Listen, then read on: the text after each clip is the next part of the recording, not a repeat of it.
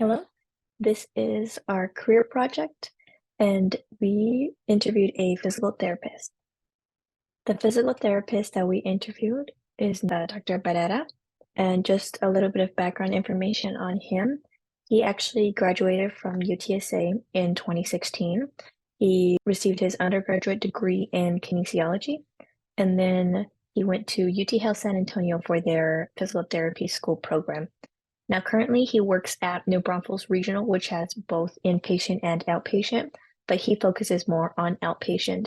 But whenever he has time, he helps out at the hospital next door and he does inpatient. He mainly focuses on intense rehab, so mainly for patients who have just gone through intense surgery.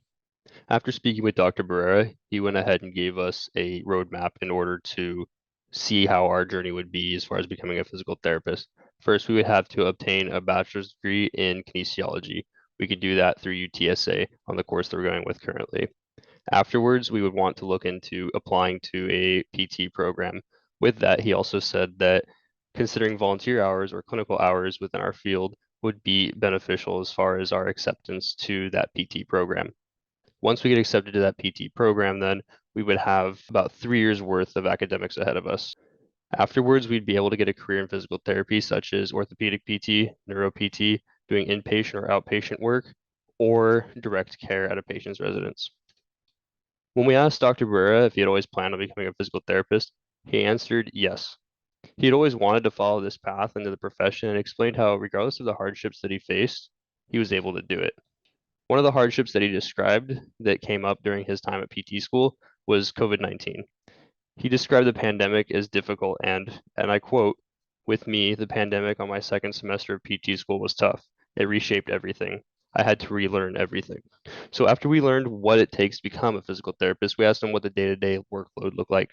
He said that the average day he worked with one patient for a prolonged amount of time.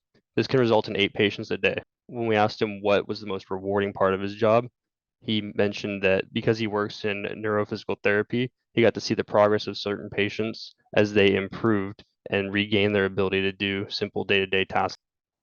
He believed that this job was making a change and doing everything for the better.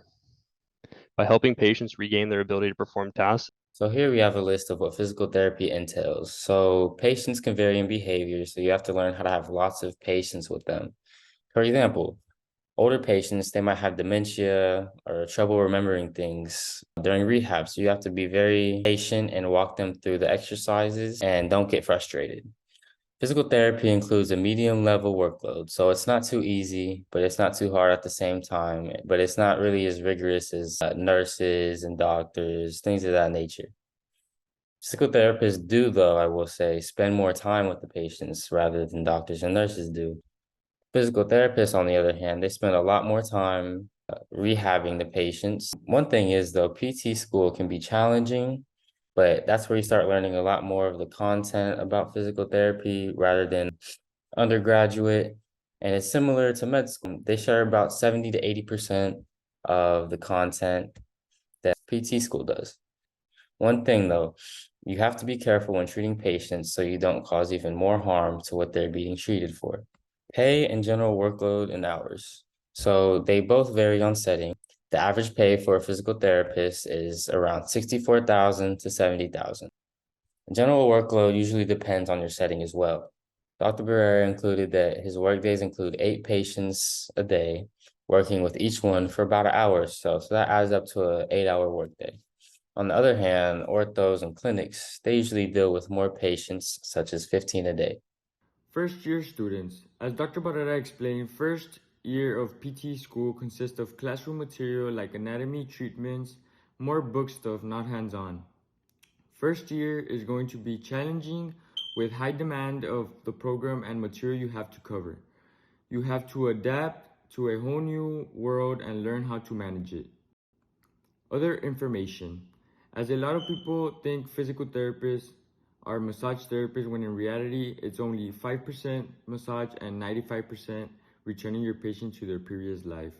Another misconception a lot of people have with PTs is that PTs make a lot of money. That's not the case.